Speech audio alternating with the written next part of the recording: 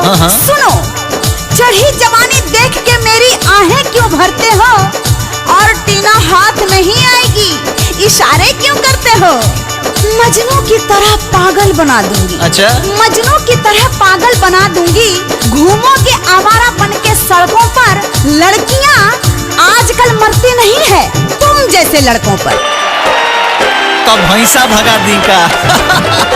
कली खिली है ताजा ताजा, बैठना बन के भारे। गोरे गोरे हुस्न पे मेरे डालना ऐसे डरे।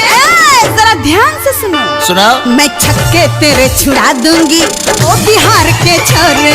मैं छक्के तेरे छुड़ा दूंगी ओ बिहार